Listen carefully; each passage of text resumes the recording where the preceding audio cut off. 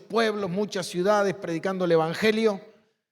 Y hemos visto en este último tiempo cómo las cosas de Dios se han trivializado. Y la palabra trivializar significa no darle importancia.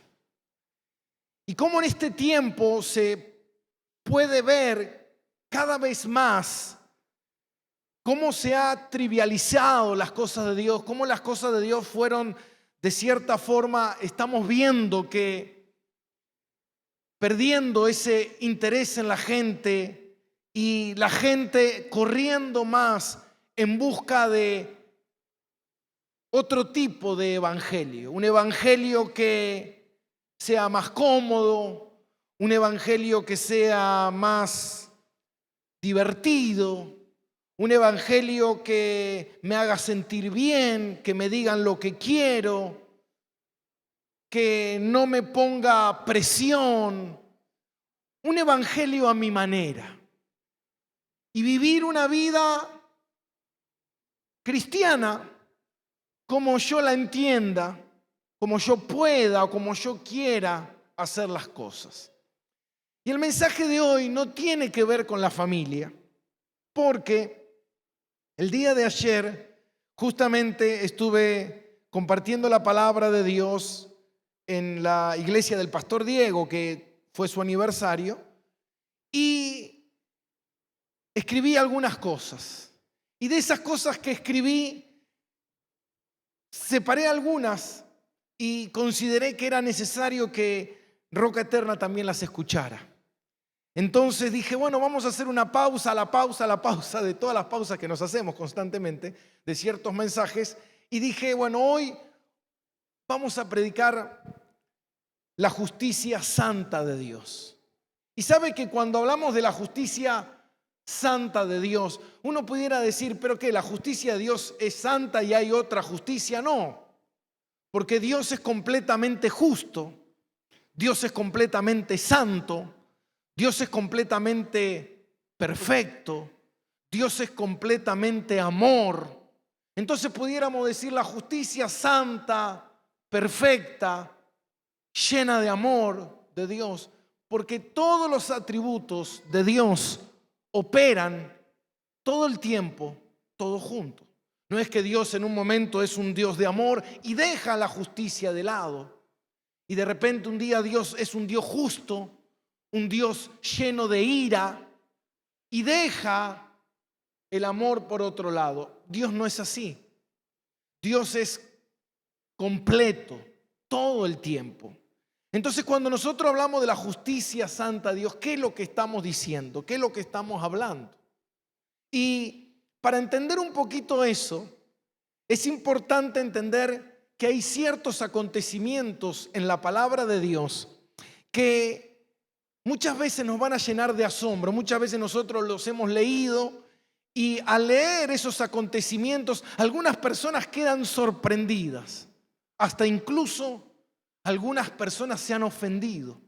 Muchas veces la gente se ofende al leer la palabra de Dios porque siente que la palabra de Dios es ofensiva, siente que no la entiende, entonces de repente la rechaza porque quizás, como dice la palabra de Dios, que las cosas espirituales solamente la gente espiritual puede entenderla, pero la gente que no es espiritual tarde o temprano la termina rechazando. Entonces nosotros vemos ciertas cosas dentro de la palabra de Dios y una es el arca del pacto. Cuando ustedes habrán escuchado el arca, habrán leído del arca de Dios, del tabernáculo y cómo Dios se movía en el Antiguo Testamento. En una oportunidad, el arca de Dios, que representa la presencia de Dios, Dios se manifestaba a través del arca, cayó en manos de enemigas. La nación de Israel había hecho lo malo ante los ojos de Dios y Dios había quitado su presencia. Esa arca había caído en manos de los enemigos y tiempo después había sido devuelta. En ese momento, David es puesto en el trono Y en ese momento que David es puesto en el trono, David tenía el deseo, tenía el pensamiento, tenía la decisión de devolver el arca al lugar donde el arca tenía que estar, que era Jerusalén. Entonces en ese momento se inician todos los preparativos para devolver el arca a Jerusalén. Ahora, cuando nosotros hablamos del arca, el arca, para los que no saben, el arca era un cofre de madera, pero lo que tenía de increíble el arca era que cuando se construyó, Dios estableció estrictamente cómo debía ser el diseño del arca. Y yo quiero que usted preste atención a esas, porque cuando nosotros venimos a la iglesia, lo importante es eso. Mucha gente dice, ¿qué es venir a la iglesia para escuchar a este chabón decirme algo? No, no, no. El que te va a hablar es Dios a través de su palabra. Yo no tengo nada que decirte. Yo no tengo nada que aconsejarte. Yo no tengo vida en mis palabras. La palabra de Dios es vida. Amén. Entonces nosotros tenemos que aprender a escuchar lo que Dios nos quiere hablar en esta mañana. Cuando Él estableció la construcción del arca, el arca era un diseño estrictamente, rigurosamente, como Dios lo había establecido. No podía alguien decir, bueno, yo tengo el oficio de carpintero y a mí me salen unas obras de arte que no te cuento lo que es esto. Yo le quiero hacer algo a mi Diosito, como mucha gente lo llama. Yo le quiero hacer algo a mi Diosito porque lo quiero mucho a mi Dios. Entonces le voy a hacer una arquita ahí para que Él se manifieste. No. Las cosas de Dios no son así. Entonces Dios diseñó estrictamente cómo tenía que ser el arca. El arca era de una madera exclusiva, era cubierto de oro por dentro y por fuera. 2 varas cruzaban completamente el arca de madera, también cubiertas de oro. El arca tenía una tapa que se la conoce como el propiciatorio. Arriba de esa tapa había labrado en oro también 2 ángeles, 2 querubines que estaban frente a frente con sus alas extendidas. Este era el arca. Y todo lo que hacía al arca, todo donde el arca estaba, el tabernáculo de reunión antiguamente, que era una carpa, y todos los diseños, las telas, los colores de las telas, las argollas que llevaban, los palos que llevaban, las columnas que llevaban, todo era exclusivamente como Dios había ordenado. No podía venir la abuela Polola y decir, no, yo quiero poner acá mi planta esta que yo la tengo de chiquita más o menos, y la quiero poner acá en el altar de Dios para que quede más linda la casa. No, era imposible. Dios es completamente en ese sentido estricto. Dios es un Dios perfecto. Y nosotros encontramos una narración que es la narración de Usa. Usa, muchos conocen la historia. ¿Qué fue lo que sucedió? Y dice la palabra de Dios en Primera de Crónicas, capítulo 13, versículo 7 en adelante. Y leemos así. David decide llevar el arca a Jerusalén y dice así. Y llevaron el arca de Dios de la casa de Abinadab en un carro nuevo. Y Usa y Ahío guiaban el carro. Y David y todo Israel se regocijaban delante de Dios con todas sus fuerzas, con cánticos, con arpas, salterios, tamboriles, címbalos y trompetas. Y cuando llegaron a la era de Kidón, Usa extendió su mano al arca para sostenerla, porque los bueyes tropezaban. Y el furor de Jehová se encendió contra Usa y lo hirió, porque había extendido su mano al arca, y murió allí delante de Dios. Y David tuvo pesar, porque Jehová había quebrantado a Usa, por lo que llamó a aquel lugar Pérez Usa hasta hoy. Ahora, imagínese la situación esta. De repente, la nación de Israel empieza a recuperar su gloria, empiezan a encontrar el camino. David está en el trono, el hombre escogido por Dios, y de repente van a trasladar el arca al lugar donde tiene que estar, a la capital, a Jerusalén. Y en ese momento que están trasladando el arca, mientras todos están celebrando, las calles están llenas de gente, todos celebrando por la victoria, porque el arca va a volver al lugar y Dios nos va a bendecir de una manera extraordinaria. Y de repente los animales seguramente pisaron barro, pisaron algún charco, y en ese momento, más ahora con estos días que estuvimos lloviendo, y de repente el carro empieza a tambalearse y el arca como que se iba al barro. Y mientras estaba tambaleando, Usa extiende su mano para que el arca no se caiga. Imagínese si el arca se caía. La vergüenza que eso traería a la nación de Israel. Lo que eso sería para ellos, ver el arca de Dios tirada en el barro. Sería terrible. Entonces de repente Usa extiende sus manos para detener el arca, y en ese momento, ¡boom! Dios, con todo su furor, con toda su ira, fulmina completamente a Usa. Imagínese, ¿qué pensará la gente? ¿Qué dirá en ese momento? La palabra de Dios dice que Dios es lento para la ira y grande en misericordia. Uno pudiera pensar en ese momento que el cielo mismo, en ese momento que Usa estaría sosteniendo el arca, hasta incluso se pudiera escuchar por ahí decir: gracias, Usa, menos mal que sostuviste el arca para que no se embarrara. Gracias, Usa. Pero no fue así. Dios lo fulminó en ese mismo lugar. Ahora uno se pregunta y dice: ¿por qué Dios hizo esto? ¿Por qué esto ocurre? ¿Qué es lo que sucede? Y esto muchas veces pasa porque cuando nosotros quizás no estudiamos mucho la palabra de Dios, no entendemos mucho de teología, quizás muchas veces nos cuesta entender ciertos pasajes de las Escrituras y no entendemos los atributos de Dios y no entendemos por qué Dios hace las cosas que hace.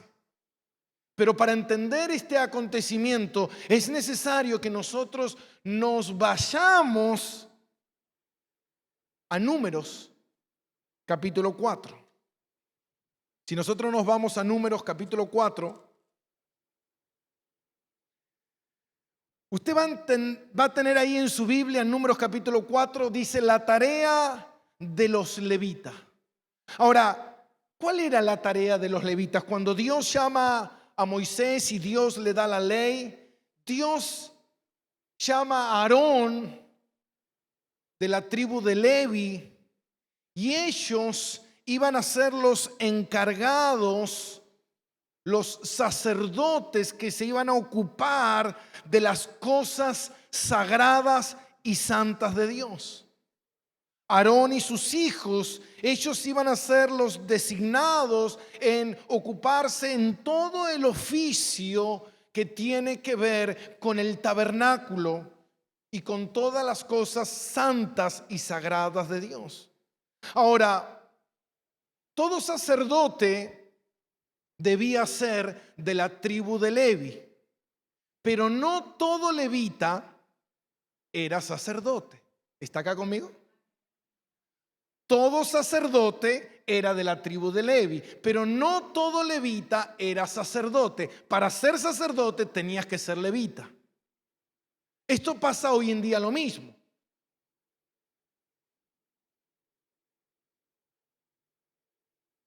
Para ser pastor, para ser un servidor de Dios, uno tiene que ser cristiano, pero no todo cristiano es llamado al servicio de Dios. ¿Está acá conmigo? Amén. Entonces, pero sí, para servir a Dios es necesario ser cristiano. Ahora, Dios había encargado a Aarón y a sus hijos la tarea de ocuparse del tabernáculo. Pero había algo, el tabernáculo era una carpa. En ese momento todavía no estaba el templo de Jerusalén. Y ese tabernáculo, esa carpa, era una carpa, ¿por qué? Porque la nación se iba moviendo. Y cada vez que Dios movía a la nación, había que levantar campamento.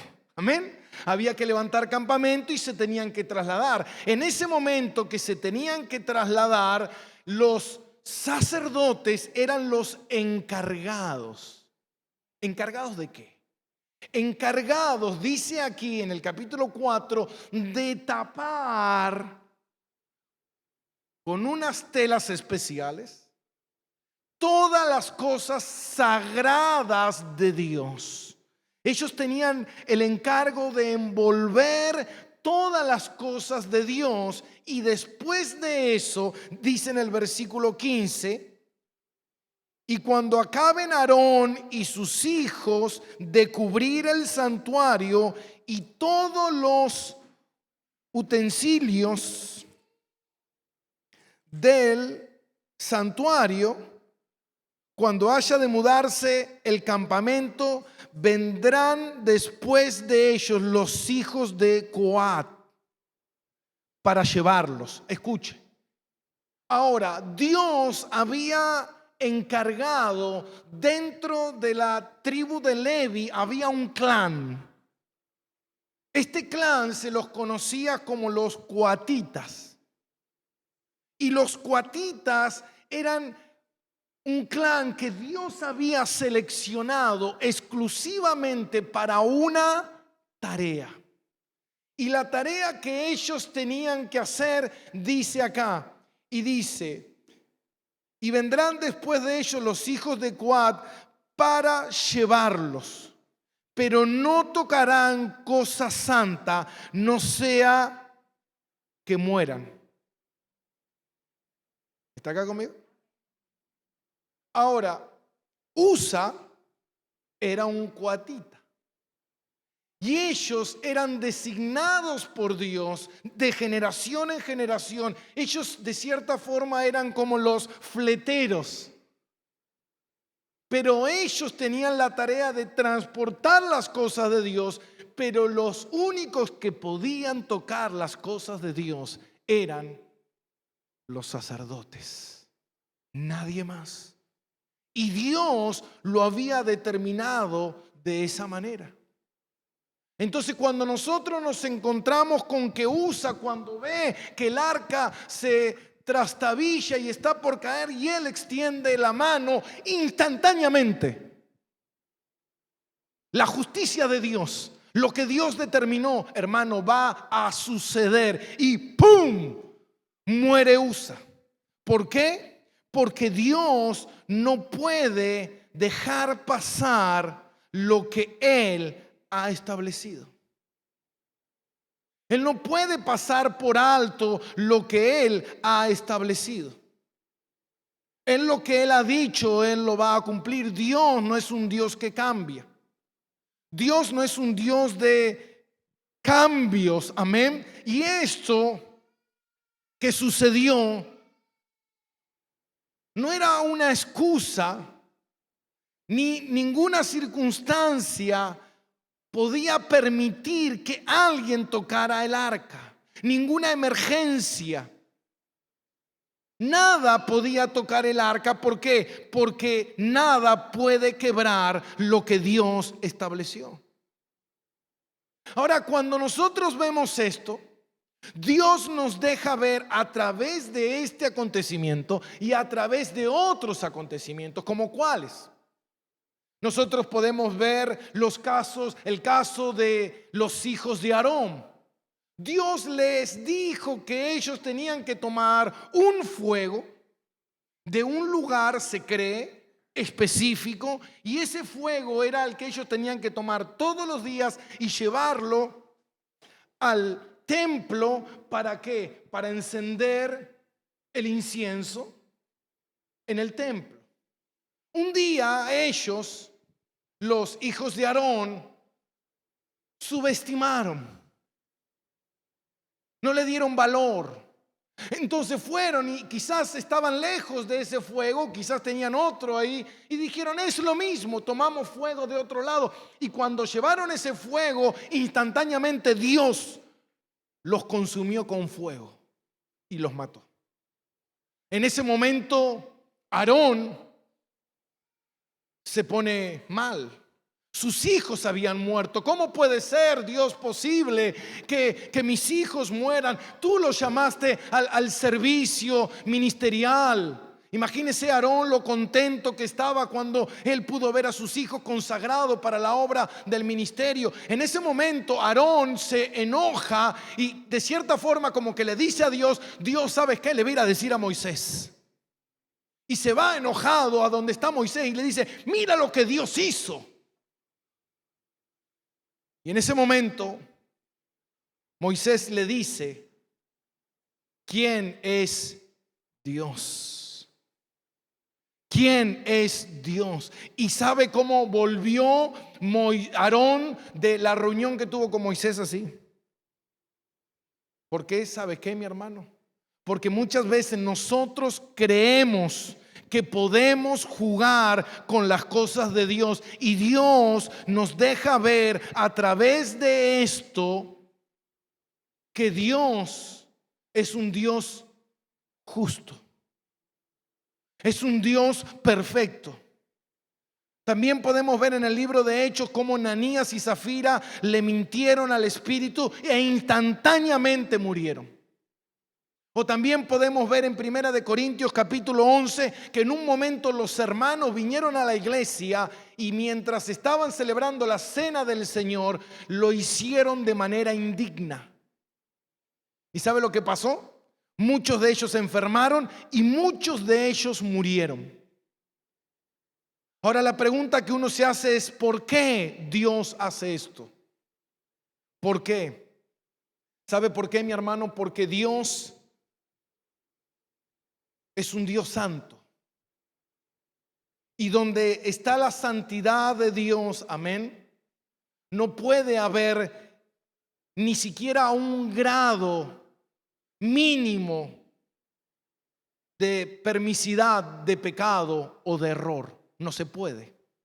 Por eso que Dios mismo se tuvo que encarnar y hacerse hombre para venir en rescate de nosotros. Porque no hay nada que nosotros podamos hacer que pueda satisfacer la ira de Dios. No hay nadie que pueda vivir una vida perfecta, santa, justa, como Cristo la vivió para satisfacer a Dios. ¿Por qué? Porque Dios es santo. Y este es el punto. Dios es un Dios santo. Y Dios exige santidad. Y la santidad que Dios exige tiene que ser intachable, perfecta, porque Dios es perfecto. Porque si Dios, permite, miremos para otro, no pasó nada, te equivocaste, seguí para adelante. Entonces, si Dios haría eso, no sería Dios. No puede. ¿Se da cuenta, mi hermano? Dios es un Dios completamente justo. ¿Usted cree que mucha gente va a ir al cielo porque es buena? ¿O usted cree que mucha gente va a ir al cielo porque, más o menos bueno he sido? Imagínese, un hombre llega al juez y cuando llega al juez, el juez le dice, usted fue citado porque usted pasó un semáforo en rojo y chocó a una persona.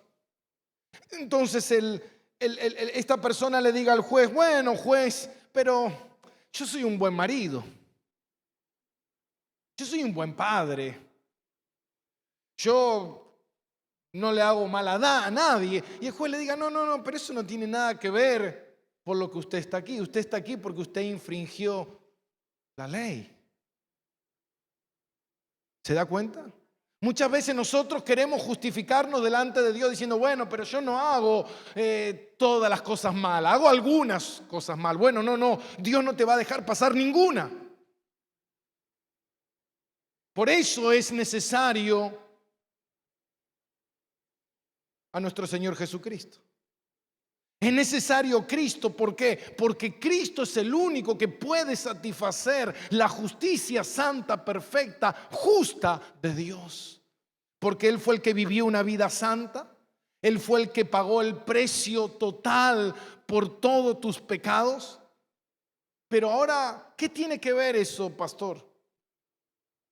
Que muchas veces nosotros, como Cristo ya pagó, como ya que somos cristianos, podemos creer que podemos vivir la vida que nosotros querramos. Pero no es así, mi hermano. Dice la palabra de Dios en Primera de Pedro, capítulo 1. Primera de Pedro, capítulo 1, versículo 13. Dice, por tanto, ceñid los lomos de vuestro entendimiento. Sean entendidos. Sed sobrios. Esperad por completo en la gracia que se os traerá cuando Jesucristo sea manifiesto. Como hijos, ¿qué? Obedientes. No os conforméis a los deseos que antes tenías estando en vuestra ignorancia, sino como aquel que os llamó es santo, sed también vosotros santo ¿está acá conmigo? Sé vosotros también santo en toda vuestra manera de vivir, porque escrito está, sé santo porque yo soy santo. ¿Qué quiere Dios? Que nosotros seamos santos en toda vuestra manera de vivir. Como decía el hermano Eliel, tener una vocación de cristiano. Hermano, hoy en día hay tanta ofensa a las cosas de Dios. Y usted cree que si Dios, hermano, escuche bien esto. Porque entendemos que nosotros no podemos satisfacer la justicia de Dios, sino que Cristo es el que satisface la justicia de Dios por nosotros. Pero usted cree que nosotros, hermano, dice la palabra que la iglesia es la esposa de Cristo. ¿Usted cree que un cristiano que ofende a el Redentor, un cristiano que no abraza el mensaje del Redentor, un cristiano que no le importa de cierta forma la vida del Redentor, usted cree que Dios lo va a dejar pasar por alto? ¿Usted cree eso? El problema está en que hoy mucha gente cree que puede jugar a ser cristiano. La gente cree que puede vivir la vida cristiana como se le dé la gana. Cuando quiero, no, pastor, yo no voy a la iglesia porque tengo miedo al COVID. No, pastor, yo no voy a la iglesia porque hace calor. No, pastor, hoy no voy a la iglesia porque estoy desanimado. No, cuando tenga ganas me congrego. Cuando quiera voy y escucho la palabra. Total, Dios es un Dios de amor. Eso es trivializar. Eso es subestimar las cosas de Dios. Como diciendo, no pasa nada, total, Dios es un buen tipo.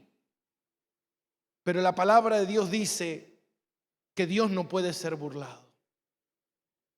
Por eso cuando nosotros leemos en la palabra de Dios en Mateo capítulo 7, versículo 21, nosotros vemos que dice el Señor, no todo el que me dice Señor, Señor entrará en el reino de los cielos, sino el que hace la voluntad de mi Padre que está en el cielo. Y muchos me dirán en aquel día, Señor, Señor, no profetizamos en tu nombre, y en tu nombre no echamos fuera demonios, y en tu nombre no hicimos muchos milagros. Entonces le declararé, dice el Señor, nunca os conocí, apartados de mí, hacedores de maldad. Esta gente llama a Jesús Señor. Y acá está el tema. que esta gente llama al Señor Jesús Señor. Y ahí está el punto, que nosotros podemos, hermano, de cierta forma engañarnos a nosotros mismos, creyendo que somos cristianos, viendo de qué manera yo encajo la vida cristiana en mi vida, porque yo soy rapero, soy hincha de River, soy médico, soy cristiano, ¿entiende? Es como que de cierta forma meto la vida cristiana a algo de mi vida. Es como que es un anexo más de mi vida. No, mi hermano. Ser cristiano es renunciar a tu vida y abrazar por completamente al único medio de tu salvación, que es Jesucristo. Es colgarte de las piernas de Jesucristo y no soltarlo. Es vivir desesperadamente por tu Salvador. No es decir un domingo, ¿sabes qué? Hoy no tengo ni ganas de ir a la iglesia. Tú tienes un problema serio, porque Dios no lo dejará pasar. Tú no eres cristiano genuino si quieres vivir una vida a tu manera, porque ese no es el cristianismo. Dios no nos salva para decir, bueno, yo te salvo y vive como tú quieras. Haz lo que tú quieras, manéjate como tú quieras. Hermano, no. Hoy en día está lleno de eso. Hoy en día está lleno de iglesias que se autolevantan solas, hombres y mujeres que se autoproclaman apóstoles, profetas, pastoras, pastores, sin temor de Dios, sin cuidado de Dios, sin importar las cosas de Dios. Pero ¿sabe qué, mi hermano? Cuando nosotros estudiamos teología, nosotros dentro de la teología encontramos la voluntad de Dios. Y dentro de la voluntad de Dios nosotros decimos, bueno, pero ¿qué voluntad de Dios? La voluntad de Dios revelada, que es la que está acá en su palabra. ¿Cuál es la voluntad de Dios revelada? ¿Qué dice Dios? No os dejéis de congregar como algunos tienen por costumbre. Esa es la voluntad de Dios revelada. Después tenemos la voluntad oculta. La voluntad oculta es lo que Dios va a hacer sin que tú sepas, y Dios no te lo va a decir. Porque Dios dice, confía en mí para el día de mañana. Y después encontramos la voluntad permisiva de Dios. Y acá está el punto. Permisidad. A veces uno se pregunta y dice, bueno, pastor, si Ananías y Zafira le mintieron al Espíritu, murieron en el momento. La gente que se abusó y ofendió las cosas de Dios, Dios los mató en ese momento. No. ¿Qué nos enseñó Dios? Que Dios es así, justo. Ahora la pregunta que nos hacemos es, ¿por qué hoy no es así? ¿Por qué hoy cualquiera puede tomar las cosas de Dios a la ligera? Total, Dios es amor, no pasa nada. Viví tu vida, vos disfrutá, vos andá, mandate para adelante con tus sueños. El otro día yo veo cada cosa en las redes sociales, hermano, que me espanta. Gente que veo que dicen ser cristianos. No, porque mi mamita que murió desde el cielo me está cuidando. ¿What? Le mando un besito al cielo. ¿What? ¿De dónde sacaron eso? Eso es pagano. Eso es herejía total, mi hermano. Y no le sigo diciendo porque seguramente le dé vergüenza ajena. Pero cada cosa. No, porque mis hijos, gracias a mis hijos, porque ellos son la luz de mi vida, que todos los días me dan la fuerza. ¿What? ¿Fuerza? ¿Un hijo te da la fuerza? Los hijos te sacan la fuerza, no te dan la fuerza. La fuerza te la da Dios, el único que te da la fuerza es Dios. Ellos son el propósito de mi vida. ¿Estás seguro? Bueno, listo. ¿Estás seguro de lo que estás diciendo? ¿Se da cuenta, mi hermano, que no tenemos idea de lo que estamos diciendo? Pero no nos importa. Pero después Dios te bendiga, gloria a Dios. No, hermanos, es error eso. Y esas cosas son las que nosotros tenemos que hablar y decir, hermano, esto está mal. Entonces uno se pregunta y dice, bueno, pero ¿por qué entonces Dios lo permite? Porque según los teólogos, según los eruditos, la respuesta está en Romanos capítulo 2, versículo 5. Dice, ¿por qué Dios lo permite? Por la dureza del corazón. Porque tu dureza y por tu corazón no arrepentido, atesoras para ti mismo ira para el día de la ira de la revelación del justo juicio de Dios, el cual pagará a cada uno conforme a sus obras. Ahora, ¿se dieron cuenta que Usa tocó y Dios qué hizo? ¿Le pagó o no le pagó? ¿Qué dijo Dios? El que toca, muere. Tocas y ¿qué pasa? Morís. Entonces hoy nos encontramos con un Dios, con una voluntad permisiva, que Dios permite que vos vivas la vida que tú quieras, mientras Dios te habla, te advierte, como en los tiempos de Noé. Noé durante 120 años construyendo un arca, mientras la gente dice que se casaba, se daba en matrimonio, vivía su propia vida. No pasa nada, no pasa nada, no pasa nada. Vino el diluvio y solo Noé y su familia se salvaron, el resto perecieron. Por eso dice la palabra, en aquel día muchos me dirán, no pocos, sino muchos me dirán. Y eso es lo que asusta, porque hay muchos. Entonces, ¿qué significa? Que muchos dicen Señor al Señor cuando no lo aceptan como Señor. Por eso dice, en tu nombre profetizamos. Mentira, nunca profetizaron nada, porque Dios no manda a uno de sus profetas al infierno.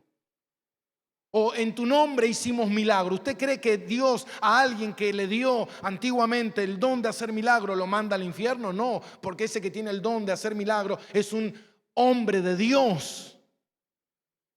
Eran personas que creían, que hacían cosas para un supuesto Dios que era mentira, que hacían una vida cristiana que realmente no existía. Pero hermano, dice la palabra que ellos acumulan. Dios soporta, va acumulando. La gente va acumulando, va acumulando. ¿Por qué? Porque Dios dice que Dios es como un resorte que se va ajustando, se va ajustando, se va ajustando hasta el día del justo juicio, cuando la ira de Dios venga con todo a pagar a cada uno según haya hecho. Aquellos que pisotearon la palabra de Dios, aquellos que ofendieron el mensaje de Cristo, aquellos que no abrazaron la verdad de la salvación, aquellos que no vivieron una vida como cristianos. ¿Usted cree, mi hermano, que Dios puede ser burlado? No. Por eso Juan el Bautista tuvo un mensaje realmente extraordinario. El mensaje de Juan el Bautista: arrepentíos porque el reino de los cielos se ha acercado. Y una de las cosas que me gusta de Juan el Bautista es que en Lucas capítulo 3, versículo 9, él dice que el hacha está puesta en la raíz del árbol. Por tanto, todo árbol que no da buen fruto será cortado y echado al fuego. ¿Dónde está el hacha? En la raíz. Significa que el hacha ya está ahí. Lo que pasa es que hoy en día muchas veces la gente se toma de lo que dice en Romanos capítulo 10, versículo 9, que dice: si confesares con tu boca que Jesús es el Señor y creyeres en tu corazón, serás salvo. Y la gente cree que esa oración es la oración de la salvación. Si yo confieso con mi boca que Jesús es el Señor, ¿sabe qué, mi hermano? Cristo dice: muchos me dirán Señor, Señor, pero no entrarán en el reino de los cielos. Porque en realidad lo que ese pasaje está diciendo es esto: que el que es salvo confiesa a Jesús como su Señor, le cree y vive la vida que Jesús le enseñó, busca y agrada al Señor constantemente.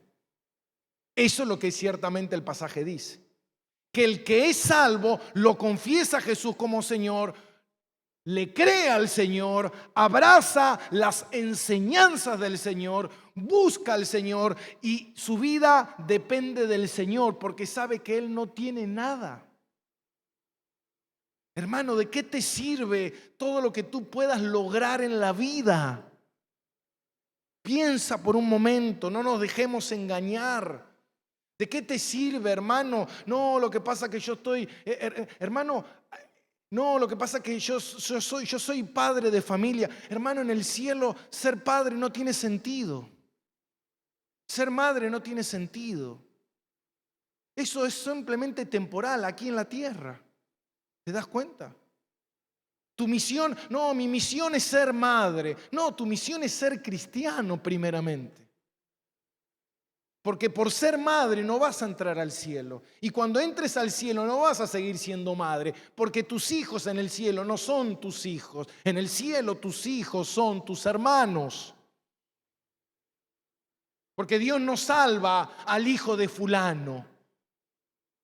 Dios salva a una persona. Amén. Y esa persona se convierte en hijo de Dios. Dios no es abuelo. ¿Está acá conmigo? No, porque el Señor es el abuelo de mi hijo. No, Él es el padre. Y si Él es el padre de mi hijo, entonces mi hijo es mi hermano.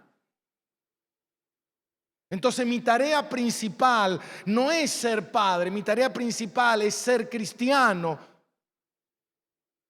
Para que yo aprenda a ser un buen padre conforme a la voluntad de Dios. Mi tarea principal no es ser marido, mi tarea principal es ser cristiano para aprender a ser marido conforme a la voluntad que Dios dice en su palabra. El problema es que hoy en día somos tan invadidos en las redes sociales, en los medios de comunicación. Y hoy en día, hermano, la gente está diciendo, bueno, ¿sabe qué, pastor? Lo que pasa es que a mí lo que usted predica me resulta medio pesado. Justamente el otro día estaba leyendo un poquito de Juan Calvino. Juan Calvino se lo conoce al gran teólogo francés. Después de el apóstol Pablo, se lo conoce como Juan Calvino, como el teólogo más importante de la iglesia después del apóstol Pablo. Pero mucha gente decía que Juan Calvino era un hombre duro de palabras, un hombre difícil de soportar porque te daba taca, taca, taca todo el tiempo. Y de un carácter fuerte.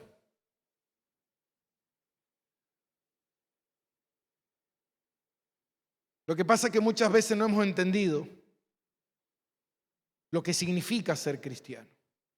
Lo que eso requiere de ser cristiano. Bueno, no pasa nada. Ya algún día va a venir al camino del Señor. Cuando algún día está bien. Seguí en la bailanta, tranquilo.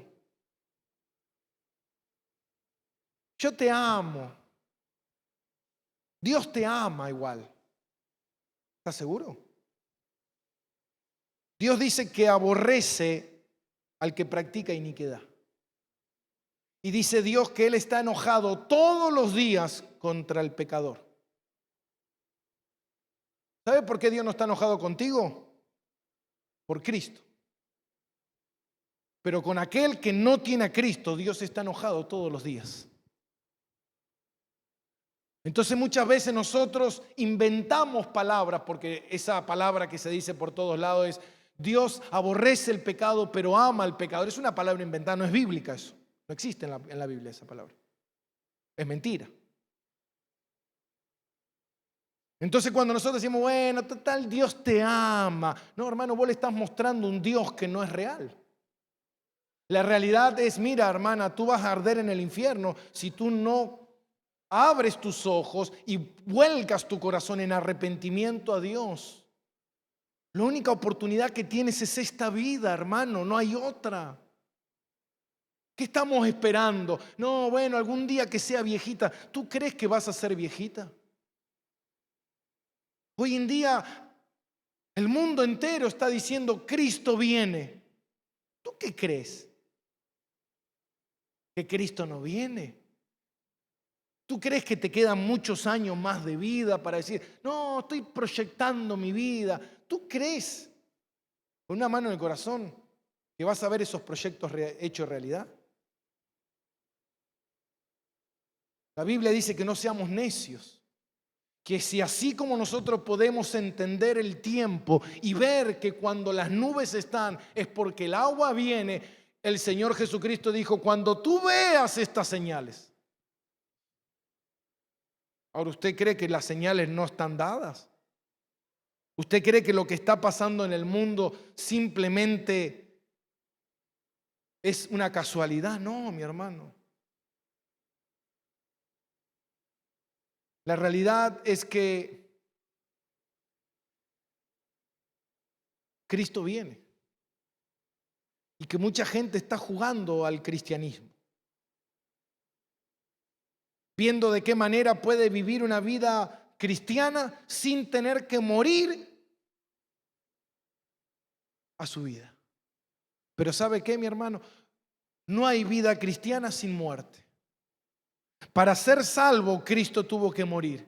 Y para ser cristiano, tú tienes que estar muerto y Él te tiene que dar vida. ¿Y cómo sé que tengo vida en Cristo Jesús? ¿Por qué? Porque Dios me lleva a morir a mi vieja vida. Una de las cosas que hizo el reformador y teólogo Juan Calvino fue que él recuperó la doctrina de la doble predestinación. Dios a los que predestinó para salvación, también los escogió para buenas obras, dice la palabra. Los que Dios escogió de antemano para buenas obras. ¿Cuáles son las buenas obras? Y las buenas obras es que te vaya bien en la vida, que seas prosperado, que seas una persona famosa en las redes, cool, que todo el mundo te admire. Eso no es las buenas obras. Las buenas obras son las obras de Cristo. Y como dice la palabra de Dios en Romanos capítulo 8, versículo 29, que el llamamiento que Dios nos hizo es que pasarla bien en la vida, no. El llamamiento que Dios nos hizo es para formar la imagen de Cristo en tu vida. Como decíamos en la reunión del viernes de matrimonios, no es lo que tú dices que tú eres, sino es qué dicen los que viven contigo, quién tú eres. ¿Qué dice tu esposa de ti? ¿Puede ver a Cristo en tu vida? ¿O ve a una persona egoísta, centrada en sí mismo? ¿Qué puede ver tu marido de ti? ¿Puede ver una mujer de Dios, una mujer sumisa, una mujer entregada a las cosas del Señor, una mujer que ama el hogar y que respeta a su familia? ¿O ve una mujer altanera, soberbia, orgullosa?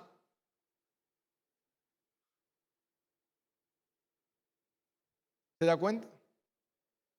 Hermano, nosotros podemos decir, Señor, Señor. Justamente el otro día me pasó algo muy particular con un matrimonio cristiano. En un momento iban a hacer algo y de repente el esposo dice, no, nosotros no vamos a hacer eso porque no es de Dios, no está bien hacerlo. Y de repente vino la esposa y dijo, no, sí, lo vamos a hacer. Traigan las cosas, vamos a hacerlo. Y lo hicieron. ¿Usted cree que eso representa a Cristo? ¿Usted cree que eso es ser cristiano? Ay, pastor, pero es una tontería. No, es una señal. Dice, por los frutos los conoceréis. Ahora, yo tengo el deber de decirte, mira, hermana, si tú te comportas de esa manera, y dice la palabra de Dios que tú no te sometes a tu marido y honras a tu marido como Dios dice en la palabra de Dios, entonces porque a ti no te importan las cosas de Dios. El marido muy amablemente vino y dijo, no, pastor, nosotros no vamos a hacer eso porque no consideramos que no hay que hacerlo. Bueno, le digo yo, está bien. Y vino la esposa y dijo, no, correte. Sí, lo vamos a hacer. Háganlo, traigan. Y yo quedé así de lado. Dije, chao. Sí, mi general.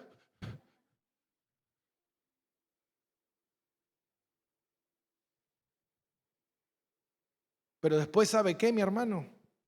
Nos paramos. Tú eres mi rey, tú eres mi Señor, a ti te alabo. Hermano, ¿usted cree que eso es de Dios? Eso es un engaño.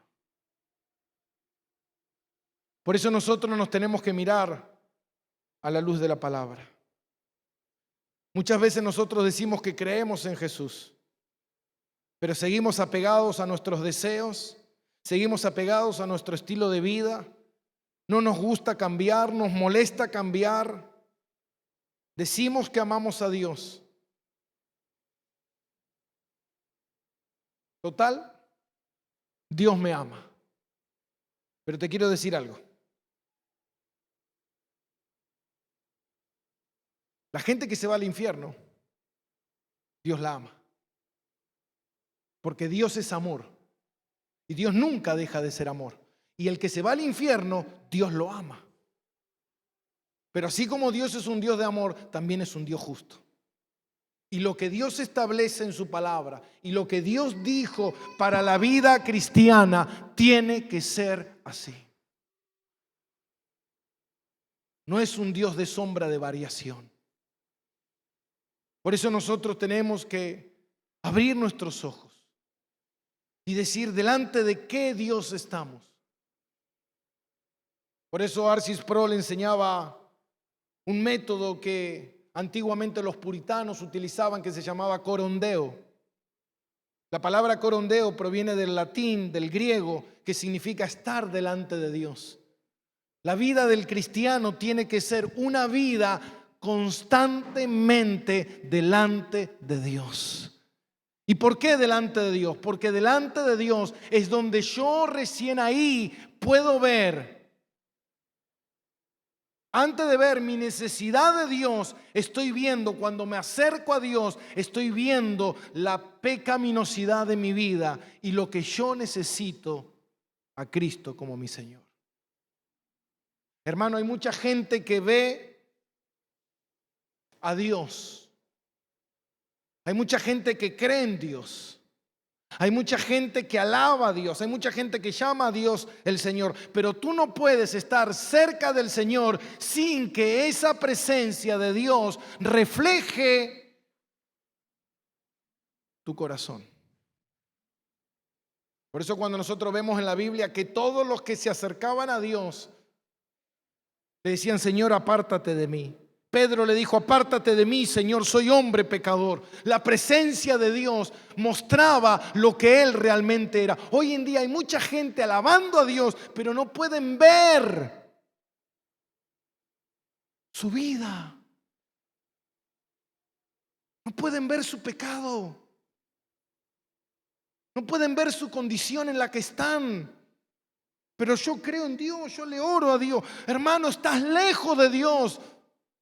Tienes que correr y estar más cerca de Dios, porque cuando estés cerca de Dios, lo primero que vas a ver es tu condición de pecado, y eso te va a llevar a buscar a Cristo por la necesidad que tú tienes de un Salvador. Pero hoy en día la gente no ve su pecado, hermano. ¿Qué pecado, pastor? ¿Qué pecado? ¿Cómo no lo ves, mi hermano? ¿No ves? No lo veo. ¿Y sabe por qué, mi hermano? Porque estamos muy lejos de Dios. Estamos muy lejos de su palabra. Estamos muy lejos de la oración. Estamos muy lejos de la comunión. Por eso que mientras más uno se aleja de Dios, llega un momento, hermano, que está tan lejos de Cristo que él ni siquiera cree que tiene pecado en su vida. Él se ha inventado un Dios en su imaginación que va a ser el Dios que él cree en su mente, pero en realidad el pecado le ha nublado tanto el entendimiento que él no puede ver en la condición verdadera que él está. Por eso dice la palabra de Dios: acerquémonos confiadamente al trono de la gracia, que él pueda examinarte, mi hermano. Dile al Señor: Señor, ilumina lo profundo de mi corazón, saca a la luz mi pecado, Dios. Revélame, Señor, lo que hay oculto en mi corazón, lo que yo no puedo ver, Señor, porque necesito pisotear eso, porque eso me aleja de ti, Dios. Yo creo que si nosotros no aprendemos, hermano, abrazar la palabra de Dios, amar la palabra de Dios, amar la reunión, escuchar su mensaje. No, pastor, lo que pasa es que yo vengo a la iglesia y me duermo, estoy cansado, quiero irme a mi casa. Pero ¿sabes qué? Pero tú sí puedes pasar horas entreteniéndote mirando la tele, horas mirando las redes sociales, horas con el celular, tú puedes pasar. Entonces pregúntate, hazte un autoanálisis, ¿qué me está pasando? ¿Qué me pasa que no amo esto? Mira, hermano, es simple. ¿Qué me pasa que amo esto, pero no amo esto? ¿Qué me pasa que le dedico 20 horas a esto y nada a esto? No, yo le pido a Dios, bueno, Señor, no sé, meteme la Biblia por la cabeza así mientras yo estoy durmiendo. Me la pongo en la almohada y... Si tú no amas esto, tú estás lejos de Cristo. Porque el que está cerca de Cristo ama la palabra de Cristo. Amén. Pero ¿sabes qué? Nadie te va a acercar a esto. Eres tú el que se tiene que acercar. Eres tú el que tiene que orar y decirle, Señor, ¿sabes qué? Cambia mi corazón. Cambia mi corazón duro, Dios. Ayúdame, Dios, en mi dureza. Ayúdame, Dios, en los afanes, en los deseos de mi vida que son contrarios a ti, Dios, y acércame a la verdad de tu palabra. Amén, iglesia. Dale un aplauso al Señor.